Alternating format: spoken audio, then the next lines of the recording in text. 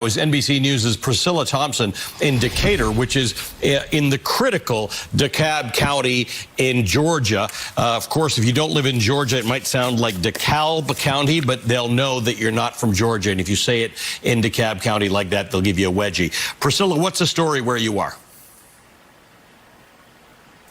Last hour, we learned that there was a technical glitch with scanning one of the cards coming in from early voting. And so folks are now inside here rescanning those paper ballots manually in order to get those numbers tabulated. And officials have actually been passing these out every hour or half hour to let folks know where they are with things. And so you see each time we get a new sheet, a couple thousand votes have been counted and added to the tabulation. But they still have a ways to go, and officials here saying that they are going to keep working until they get it all done. It's already, 2:30, almost 3 a.m., and they still have thousands of votes here that they need to tabulate. And I want to talk a little bit about the mood in that room right now. I was in Gwinnett County earlier today where there was a lot of energy in that room as folks were turning in equipment and people were watching as this process was a very different mood inside this room. To give you a bit of context, there's a glass room where these folks are scanning and counting these ballots, and then there are two areas for folks to observe. And already I've seen an officer have to sort of redirect an observer and tell him he was standing in the wrong area and needed to move back. And it was a rather contentious exchange. So I have seen sort of the intensity in that room tick up, particularly after this race was called for Reverend Raphael Warnock. And we know that there is still, waiting to see what these votes are going to do in terms of that Purdue-Ossoff race. So very intense here as these poll workers continue to work into the early morning hours to get this done. As I mentioned, they are going to try to get these ballots that they're rescanning tabulated tonight, and then they will come back in the morning to finish the absentee ballots. Allie? Priscilla, Reverend Warnock is the first black senator from Georgia ever. Statewide office for African Americans has been very difficult in Georgia by design. You've studied this, but this whole runoff thing, when there are people watching this right now saying, why do you even have these runoffs? The runoffs were actually designed so that black people don't win statewide elections in Georgia. Exactly. This was a system that was created by segregationists as those Jim Crow laws were coming to an end, and he wanted to find a way to continue to suppress the growing black voting bloc. And so the idea was that if there was a race, an initial race where there were multiple white candidates and the black votes sort of coalesced around a black candidate, that if those candidates didn't hit 50%, it would go to a runoff. And the idea being that while the white candidates may have split the vote on the first ticket, white voters could sort of galvanize around that white candidate and lead to a win. And we looked at, before this year, there was only one black candidate who participated in a statewide runoff in Georgia, and he won his initial race by some 50,000 votes and ultimately lost by less than 10,000 votes in a runoff with about a tenth of the voter turnout. But I will say that is stark contrast to what we're seeing here today. That Democratic turnout and turnout in general has been incredibly high, and that really made the difference in this race, as everyone said going into this that it would hinge on turnout, and I think that's what we're seeing tonight. Allie? Priscilla, the other thing that Donald Trump is complaining about in terms of the election and having called it illegitimate and the lawsuits that have been going on in Georgia, while they are fed by conspiracy theorist nonsense and QAnon nonsense, one of these things is about early voting, not early voting, but absentee voting without an excuse. Absentee voting has been around in Georgia since 2005. It didn't seem to be a problem when white Republicans were benefiting from it.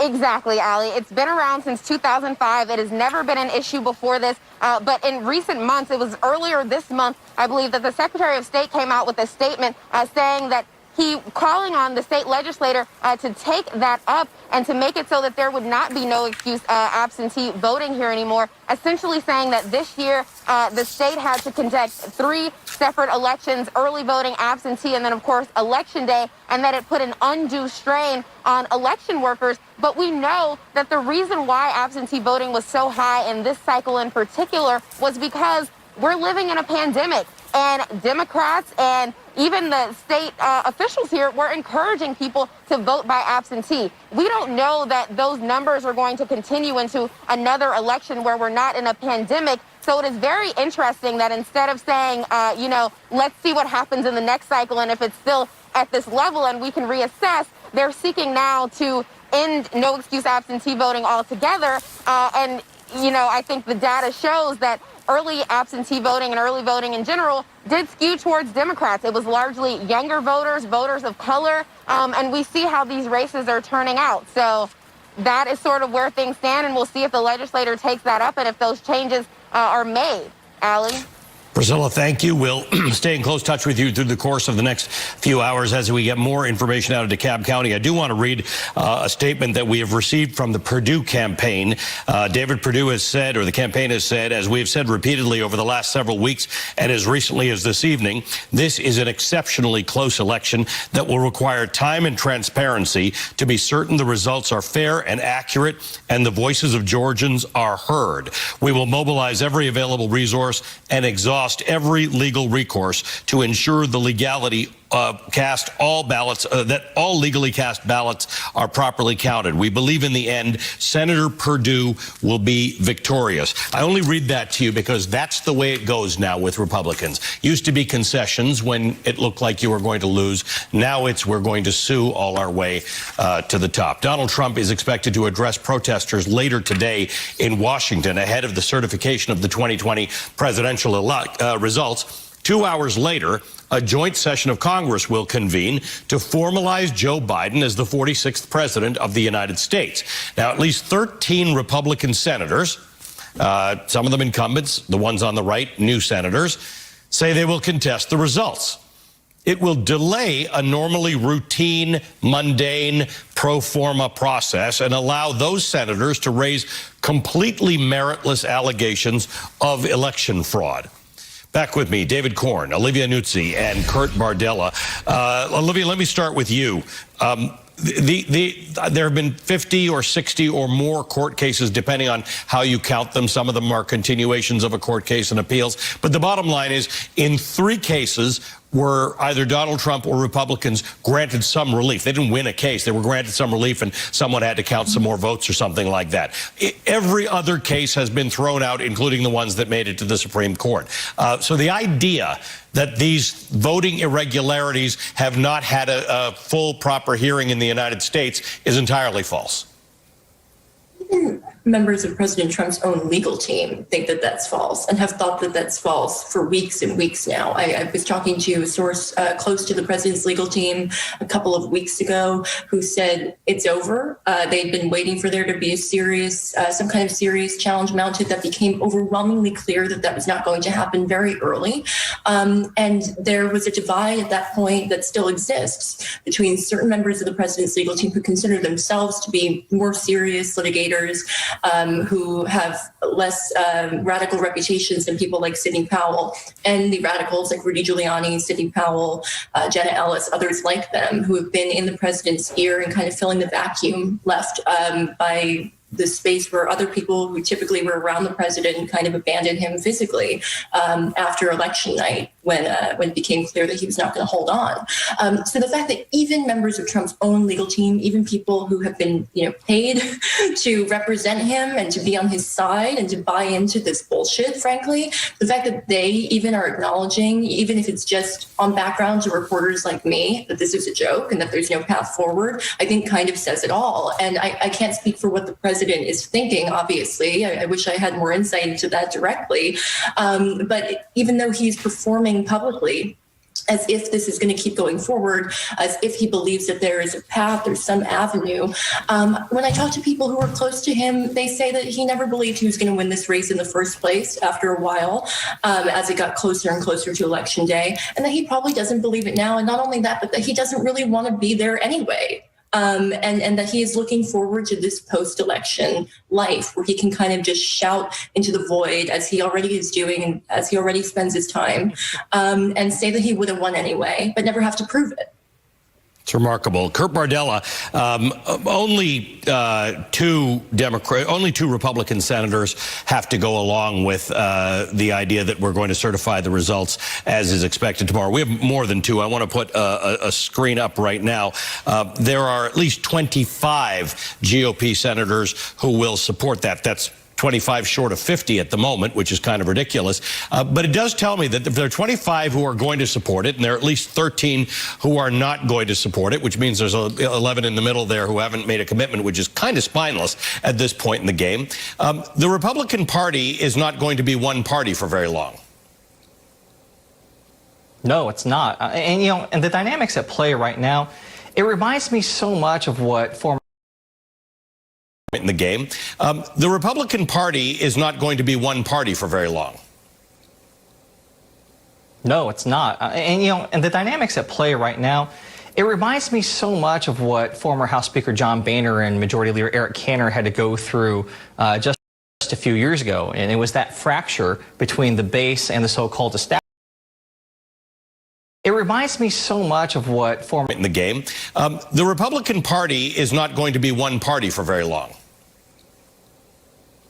No, it's not. And the dynamics at play right now, it reminds me so much of what former House Speaker John Boehner and Majority Leader Eric Cantor had to go through just a few years ago. And it was that fracture between the base and the so-called establishment that ultimately led to Eric Cantor being primaried and losing his seat and a few years ago. And it was that fracture between the base and the so-called establishment that ultimately led to Eric Cantor being primaried and losing his seat and John Boehner deciding to just pack it up and leave because he didn't want to deal with it anymore. That's really what Mitch McConnell's going to have to deal with now. Back in 2009, when McConnell was the leader and we had an opposition president come into office, it was such a very different Senate. Back then, you had people like, whether it was John Kerry and Ted Kennedy on the left, you had John McCain and Dick Lugar and these lions their own partisanship. Well, that's not the case now. Gone are those types of people, and instead we have Josh Hawley, Ted Cruz, Marco Rubio, Tommy Tuber, winnable path. And the last thing I'm going to say, too, since we're all on the air together right now, is a happy birthday to Olivia here. Yeah, this is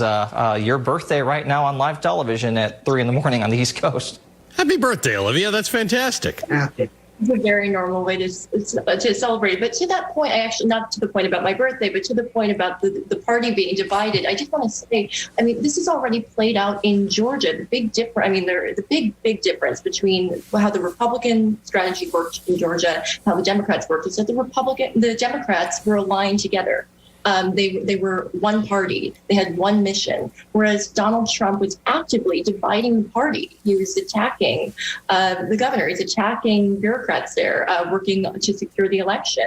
He was actively instigating divide, and I think that he enjoys that very much because he lives for drama. He loves that shit, but it's not really successful. It's not a successful way to win an election, but he doesn't care about that. And so I think that going forward, I think a lot of Republicans who have learned how to exist in these last 4 years with him are going to have to kind of unlearn some of the lessons of existing within this chaos. David, does Donald Trump face any consequence for that phone call that came out there? I mean, as everybody's asking, are there more phone calls that weren't recorded that were like that? I mean, how many calls like this does Donald Trump actually make? But do you suspect there's any consequence for Donald Trump for berating and threatening the Secretary of State of Georgia to find him 11,780 votes? Well, I think one consequence is happening tonight. He's losing Georgia, and he's showing that he is a paper tiger. He's still going to do a lot of damage. I don't think he's going to go quietly into the night after tomorrow or after the inauguration. I still think he's going to try to run the Republican Party as a cult of personality. He's raised $350 million since the election with his grievances. And that's a lot of money. He and his clan are not going to walk away from that. But, will there be investigations? We've had lawyers on the network who take different sides of whether he committed a crime. There does seem to be a case. Will the new Justice Department have an appetite for going after him in that way? Will a local prosecutor in Georgia do it? It certainly seems almost unfathomable that he can behave in this manner and not at least have people scrutinize the possibility of a criminal prosecution. There are prosecutions or investigations underway in New York State and in New York City that he's going to have to contend with. There's a lot of cleanup to be done on the Trump administration. Once they are out the door, we may get access to some of those secret calls he made with foreign leaders that we don't know about. Other tapes may come out. And I think one question is going to be for Biden and the Democrats overall is how much you rake over this when you're trying to deal with this pandemic that is killing thousands of our neighbors every single day that Trump has totally abandoned. I mean, this is it's a betrayal of the nation. And whether you're trying to get the economy going again, and the fact that they have the Senate, well, it seems that they will have the Senate on their side, will make it easier. But there's a lot to remedy, as well as to think about retribution and justice for some of the crimes that may have happened and some of the things that are in the Mueller report. We are not out of a very, very deep hole, and you still have 50, 60, 70 million Americans, whatever it may be, who believe Trump's BS, as Olivia so eloquently puts it, that this was stolen, and they're going to be out there and they're going to be throwing hammers and monkey wrenches into anything Joe Biden wants to do. And the Republicans, to get back to the original point here, are going to have to decide which side are they on. Are they on the side of reality, wanting to deal with these issues, or on the side of Trump and part of his lost cause and grievances, and with those 50, 40, 30 million Americans looking for revenge? Kurt Bardella, there are a lot of people who may be watching tonight with some glee that the Republican Party is falling apart. It is not healthy for the country. It's not healthy for Democrats to not have another party, to not have an arena in which ideas are fought, although the last 4 years has not represented an arena in which ideas are fought between conservatives and liberals. But what does the future of the Republican Party look like? Well, it's bleak. In all honesty, our system works best when we have two strong parties who equally believe in the tenets of our democracy, who equally uphold it, who, when during the course of election, accept that there is going to be a winner and a loser and are willing to accept those terms. And what we've seen from the last 4 years from the Republican Party is one that has actually spent every waking moment trying to tear down the pillars of our republic, whether it's attacking the free press, whether it's trying to choose who gets to vote and who doesn't, whether it's trying to litigate the election, as we've seen over the last couple of weeks, to the point now where you have actively sitting members of the United States Senate willing to say that these votes should not count, that the legally, lawfully executed election should not count.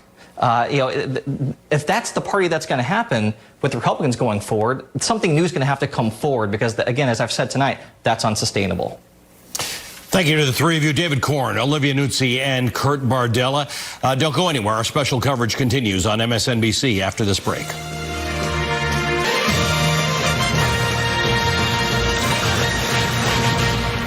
Good morning. I'm Ali Velshi at MSNBC headquarters in New York on what is going to be an historic day for Georgia and for the entire nation. NBC News is projecting that the Reverend Raphael Warnock has defeated Republican Senator Kelly Loeffler in the special election to fill the final 2 years of the former Republican Senator Johnny Isakson's term. Warnock will be Georgia's first black senator, with black voters playing a key role in his victory, a point he alluded to when he spoke a short time ago. So I come before you tonight as a man who knows that the improbable journey that led me to this place in this historic moment in America could only happen here. We were told that we couldn't win this election. But tonight, we proved that with hope, hard work, and the people by our side, anything is possible.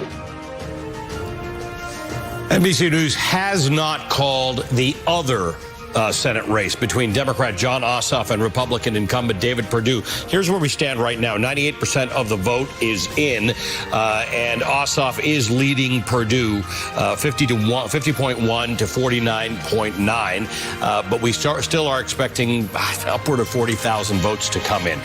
His campaign has essentially declared victory, but the Perdue campaign says it believes it won. And in what is becoming common among Republicans who do not win elections these days, they will use every legal recourse to ensure that all legally cast ballots are counted.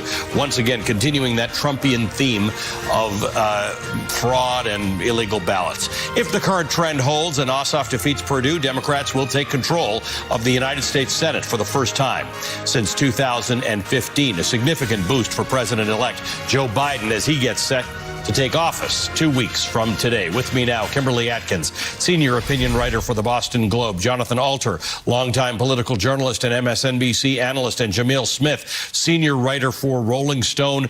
Good morning, evening to all of you.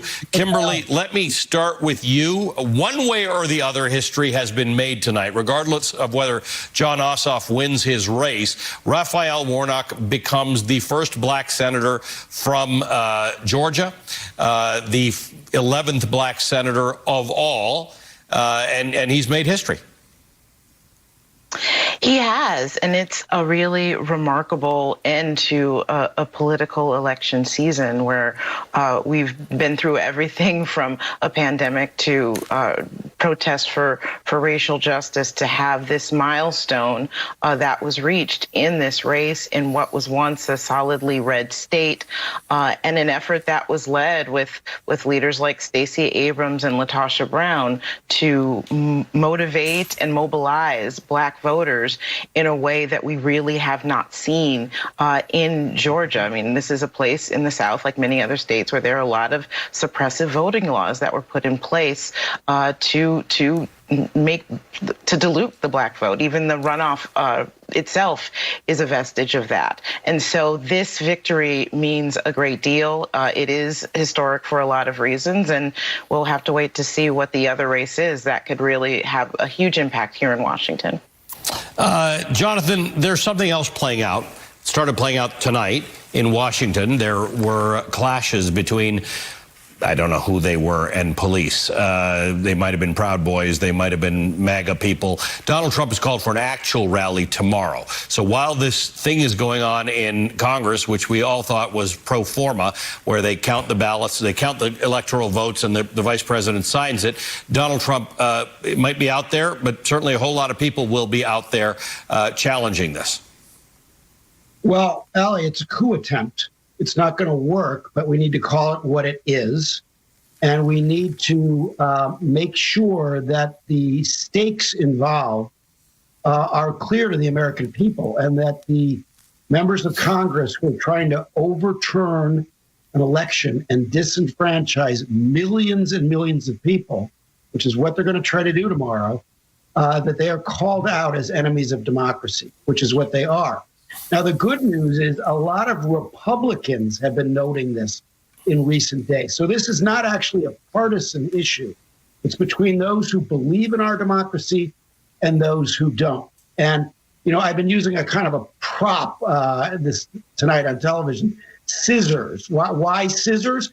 What is the Republican argument that you're going to hear tomorrow? That they should clip off the top of the ballot, not include all of the votes that went for Joe Biden in those disputed states, disenfranchise all those, but the bottom of the ballot where they were elected, that's legal. Now, the idiocy of that is exceeded only by the danger of it, because it really is almost a constitutional crisis. We will get past it, but we cannot forget it.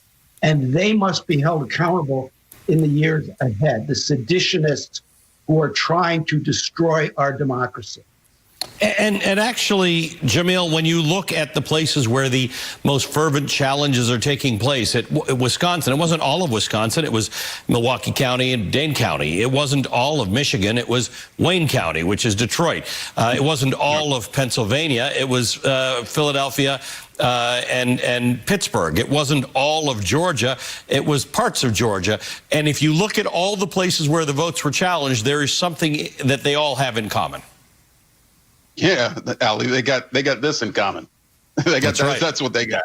Yeah, and honestly, it's blatant, it's overt, and it should be recognized. In fact, I think, to Jonathan's point, I think we should recognize the fact that even the Republicans who are so-called against the move that's going to take place tomorrow, they're going to, people like Thomas Massey and 6 others who released a statement earlier this week, they are trying to defend the Electoral College. They're trying to defend the only mechanism that actually delivers Republicans into the White House nowadays, the only way that they can actually win national elections. Rather than making an argument for their policies and their platform to the American people, they are resorting to voter suppression, to these shenanigans in Congress, and who knows what they have in store next. But the point is, Trump, you see him produce actions tonight in his statement. Trump has established a boilerplate for Republicans who lose elections. They're going to protest. They're going to cry foul. And honestly, being a sore loser, as I wrote earlier this week, sells for the Republican Party and their electorate. Yeah, the problem, Kimberly, is that it's fine if it's just being a sore loser. Except this is the kind of thing we have become used to seeing in unstable countries, right? The one thing we all do is we sign on to the fact that there are elections and there are rules, and it is a little unusual in this country that the rules are different in every state, but that's the way the way the cookie crumbles. The concept that we don't accept this, that was established by Donald Trump a long time ago, by the way, he's been signaling this for months and months and months, does cause a problem for us because it changes the outcome of a debate about ideas that the people can make choices about. It absolutely does. I mean, I laughed for a moment when you talked about states having different rules and being able to do that. That's called federalism. That used to be an ideal of Republicans, of conservatives. But this is a party that is not about ideals anymore. It is about a leader who they latch onto, who they believe they need to win. It's just about winning elections. And now it's beyond winning elections fairly. It's about winning elections at any cost, even the cost of democracy. Donald Trump saying that he is going to fight to keep his place in the White House no matter what. That's what dictators say. I wrote a while back about how authoritative regimes don't, march in all of a sudden like a military parade. They creep in bit by bit. And Donald Trump, since his first campaign, when he was already claiming that the election would be fraudulent, a claim he dropped the minute he won, has been beating this drum for years now, and as you said, setting out the playbook for others to follow. And we're already seeing that with Senator Perdue essentially saying that he's not going to accept the result, which is a loss for him.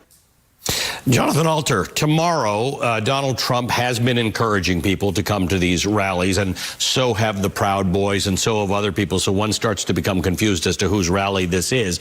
But there's some sense that there's some speculation that the goal is to get these folks into a running battle with other people, so as to then call in the National Guard. And Maryland accommodated the last time the president wanted the National Guard in Washington, D.C., because it doesn't have its own National Guard.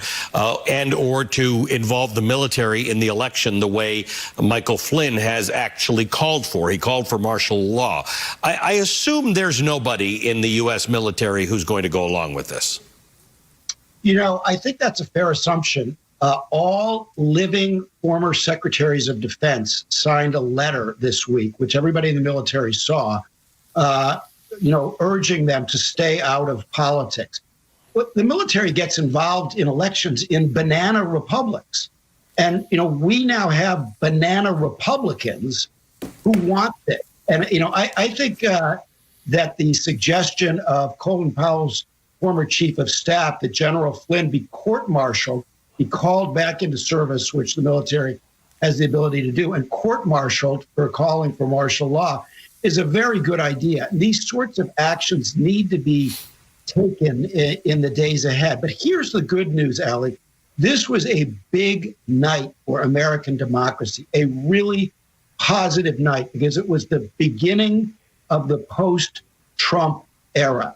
So you can hear the hissing coming out of the Trump balloon.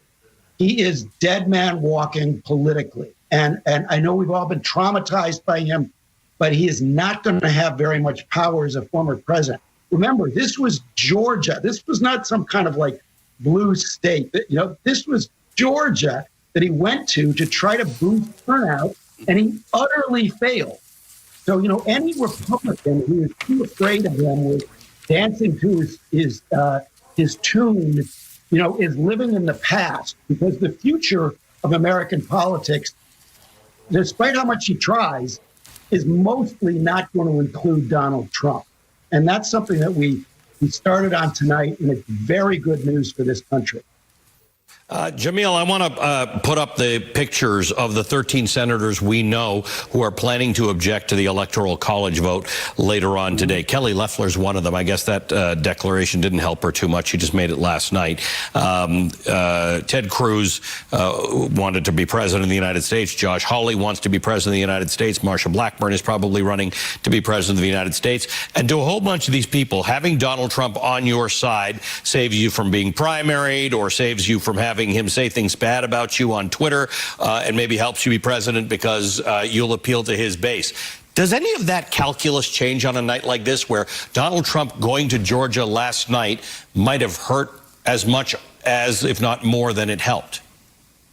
I mean, it should. It should change. Frankly, the party really should have had the awakening that their autopsy after the Romney loss should, provided them. They realized that they weren't catering to black voters. They realized that they were, in fact, insulting voters of color with the policies and rhetoric that they were offering. And instead, they hire this guy to run and lead their party. And we're realizing now that a brand of politics that's built on fear, thankfully, in this country has a limited shelf life. And I think, also, frankly, when you don't have this guy on the ballot, obviously we're seeing what happens. Nobody can, people can try to emulate Donald Trump, but they can't actually be him. And I think, frankly, if people are either getting sick of him, or if the, Republican electorate is simply saying, hey, we're ready, to move on. These candidates aren't successful. Then, I think it's something we should pay attention to. Also, the fact is that, we're in a page right now where people really need government to work. And these two people, Faulkner and Perdue, great senators. And maybe Georgia rejected them because of that. We definitely need government to work right now. If you didn't think the federal government mattered, this last 10 months is proof to you that it mattered. If we had leadership that acknowledged where this coronavirus was going when we first heard about it in January and February, rather than lying in March and April about how it's just going to go away and we've got it under control, and completely ignoring it these last couple of months, things would be very different today. We wouldn't be talking about the number of people infected and dead that we have. Thank you to the three of you. Stick around, please. Jamil Smith, Jonathan Alter, and Kimberly Atkins are sticking around. I want to check some facts, though. At 1 a.m. Washington time, President Trump tweeted the false claim, quote, "If Vice President Mike Pence comes through for us, we will win the presidency." In fact, Mike Pence, in his role as president of the Senate, is scheduled to preside over Congress's certification of the results today, as detailed by the 12th Amendment, but he can't intervene in the process. With me now is one of my favorite reporters I've come to depend upon in the last few years, NBC News political reporter Jane Tim, who, we all thought fact-checking was part of our job, Jane. We didn't all realize it was going to be all of our job all of the time, but it has been all of your job all of the time. So talk to me about this, because Donald Trump has had versions of this over the last couple of days. He said it in a rally last night in Georgia. We're counting on Mike Pence. I really like Mike Pence, but if he doesn't do the right thing, I'm not going to like him. So he's leaning on Pence. He had lunch with Pence yesterday, and now he's tweeting about Pence being able to do something that Pence is not allowed to do. Absolutely. Congress wrote a law 134 years ago saying exactly what Pence can and cannot do as president of the Senate, as the vice president, overseeing the certification process. And it specifically says he's really there to open the envelopes and hand them to somebody else so that they get read. His job is just to open the envelopes. He cannot do more. And previously, we did see back in the 1800s a Senate president try and intervene in a process, not overturn the result of an election, but intervene and be involved in it. And that got shut down. Congress really wants this power to lie with them, and they've made it very clear in the law that they can. And I talked to election experts today and said, is there any way they can do this? And they said, not really without a coup. But what you could do is essentially say you only read as far as the 12th Amendment, and you didn't read the actual law that governs everything that will happen tomorrow. And they said, you know what? No one ever intended the vice president to be kingmaker, and it's just not going to happen. So who's in charge of that?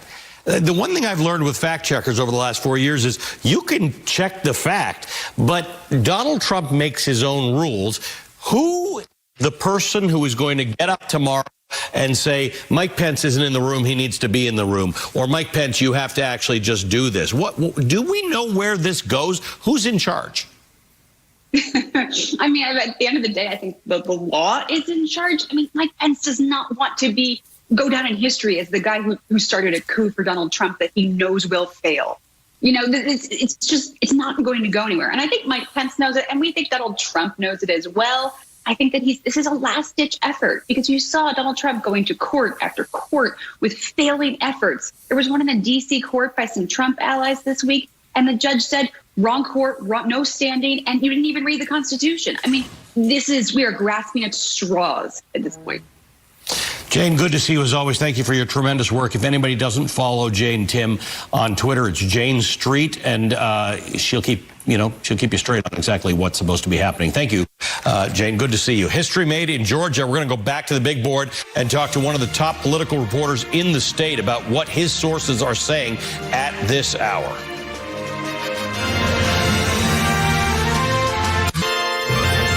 Okay, we've got some new vote coming in. Let me first tell you what has happened. This is the Warnock-Leffler race. We have projected that the Reverend Raphael Warnock is the winner in this race. You can see the difference here, about 49,000 votes over Kelly Loeffler. This is a special Senate seat. There's 2 years remaining in this. Raphael Warnock will be up for election 2 years from now. This was Johnny Isaacsen's Senate seat. He retired because of ill health. Kelly Loeffler was put in his place. Kelly Loeffler, by the way, is by far the wealthiest United States senator by a factor of many. So her being out of there brings the net wealth down of a very rich chamber. This is the one that isn't settled yet. Look at this, 98% in. Somewhere up to 40,000 votes outstanding. Jon Ossoff is leading, 50.1 to 49.9, but the difference has increased, 12,806. We're waiting for a lot of votes from DeKalb County, which is one of the counties that is just outside of Atlanta, one of those highly populated urban areas around Atlanta. We're still waiting. Most of the vote that we're looking for in Georgia that isn't in yet tend to be from urban areas or right around them. They tend to be skewing Democratic. So this lead is expected to increase over the course of the next little while. Joining us now is Greg Bluestein. He's a political reporter for the Atlanta Journal-Constitution. Greg, what a night it's been. I've seen the cover, tomorrow morning's cover for the Atlanta Journal-Constitution, which does sort of imply that we haven't quite got decisions yet. What do you know that my viewers don't right now? Yeah, I haven't seen that cover yet, so I need to see that. But what I know is, look, Republicans privately acknowledge that there's no real path to victory for either of these Senate incumbents. The race has obviously already been called for Raphael Warnock, but really David Perdue is in dire straits as well, because most of the outstanding votes come from Democratic strongholds, come from left-leaning counties. There's thousands of outstanding ballots in DeKalb County, the most important Democratic county in Georgia, and in Chatham County on the coast in Savannah, which is another Democratic-leaning county. Republicans feel like they might have some provisional ballots and military overseas ballots, but it does not seem like there's near enough for them to overcome the Democratic advantage right now. Talk to me about the role that Donald Trump played in this whole thing. He was in the state last night, hours before a rally with Kelly Loeffler. Kelly Loeffler decided to join this renegade bunch of senators who are going to object to the electoral counting process tomorrow. Didn't seem to help either of them. Yeah, look, Ali, even before the election day, Republicans were ceding the ground that, hey, if we lose, you know why? It's President Trump. And that's because President Trump spent more time attacking fellow Republicans in Georgia, like Governor Brian Kemp, Secretary of State Brad Raffensperger, than he did touting these two Senate incumbents, and then he did attacking John Ossoff and Raphael Warnock. And you saw that even on the rally Monday night, where he spent most of the time expressing his own grievances over his own falsehoods about his election defeat, and very little time talking about the two incumbents. Let's talk a little about Perdue has put out a statement that his team seems to believe he's won the election. We are calling it too close to call right now with Ossoff in the lead. But he's immediately talking about legally cast votes and legal challenges. When you throw it around enough, people begin to believe that there are problems with the voting. To your knowledge, what is the problem with voting in Georgia? Is there a problem with voting in Georgia?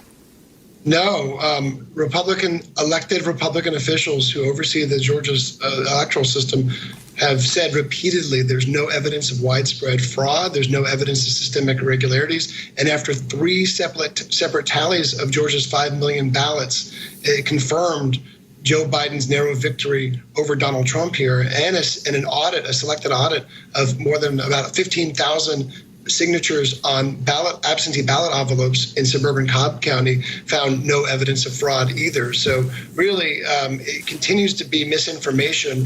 I'm not sure what Senator Perdue's campaign is going to allege, if anything at all. I do know that they want to wait till at least Friday when there's a deadline for provisional ballots, for curing absentee ballots that might have issues, and for military overseas ballots, which I get, but still that doesn't change the dynamic. And if he still faces a deficit to John Ossoff that he can't overcome, I think Ossoff's campaign is just going to move on and declare victory. But this is not a long-standing issue in Georgia politics. Since 2005, they've had no excuse absentee ballots. Nobody seemed to mind at that point. It didn't seem to be a problem. This new business of we're going to challenge everything, it's not common. You point out that it was a Republican legislature and Republicans who oversee the balloting in Georgia.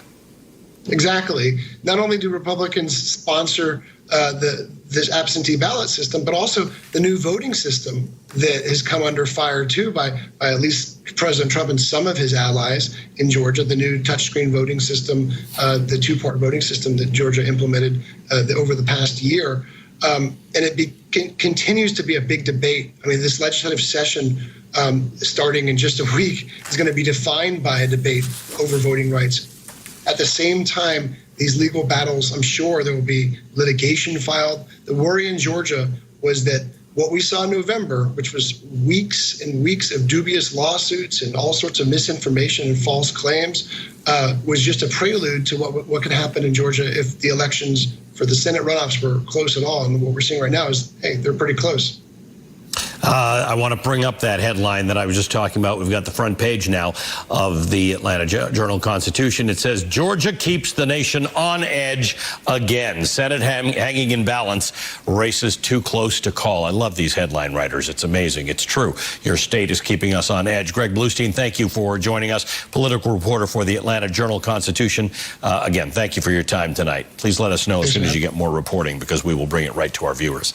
Still ahead, the future of the Republican Party when President Trump leaves office in 2 weeks. And Trump's holding a rally with supporters this morning, just hours before Congress meets to certify the election results. Stay with us.